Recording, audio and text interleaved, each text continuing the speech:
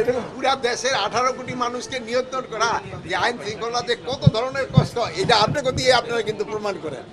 আমার প্রত্যাশা এই পর্যন্ত পূরণ হয়েছে, এই জন্য আমি এরকম কোনো বড় ধরনের কোনো রিপোর্ট আমি পাই নাই। হ্যাঁ, রাস্তাঘাটে তো দুই একটা অ্যাক্সিডেন্ট হয়েছে, এটা তো আমি না করব না, কিন্তু ওই ধরনের কোনো বড় ধরনের কোনো ঘটনা ঘটে, দুই একটা ছোটোখাটো চুরি চেষ্টামি এইগুলি তো হচ্ছে, এটা না, বাট বড় ধরনের। এই জন্য আমি মোটামুটিভাবে খুশি, যেমন আপনারাও খুশি, আমিও খুশি যে অনেক মামলাগুলি আছে, যে কিছু কিছু মামলাগুলি ইনভেস্টিগেশন হয় নাই, ইনভেস্টিগেশন হওয়ার পরে যে দোষী হবে তার আইনের আওতায় না হবে। কথা শেষ করতে দেন ভাই, মাঝখানে কথাগুলি তো কথা বলা যায় না। আপনারাই কিন্তু সবসময় বলছেন নির্দোষীরা যেন কোনো অবস্থায় সাজা না পায়, এই জন্য আমাদের ইনভেস্টিগেশনটা করতে দেন।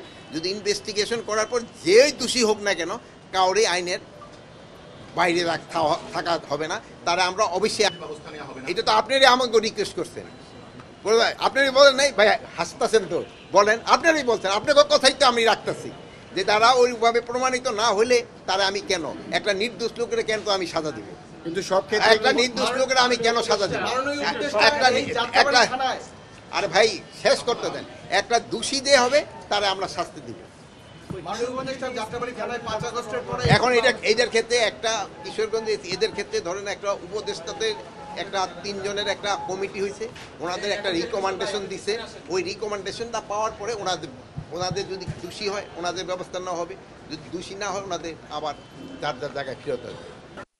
আমি আজকের পরিদর্শন হলো এদের সাথে, 1 নম্বর হলো ছিল ঈদের শুভেচ্ছা বিনিময় করা, 2 নম্বর তাদের থাকা এবং খাওয়ার ব্যবস্থা করা।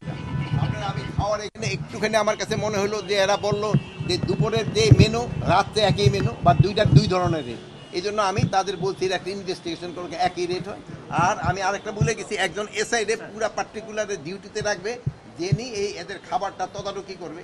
আর একটা হলো আরেকজন এসআইডে নিয়োগ দিবে, যিনি তাদের থাকার ব্যবস্থা তদারকি করবে, যেন সবাই এখানে, যেহেতু তাদের প্রচুর পরিশ্রম করতে হয়, যেমন আপনারা অনেক ঈদে যান নাই, পুলিশেরও কিন্তু ঈদে যাইতে পারেন।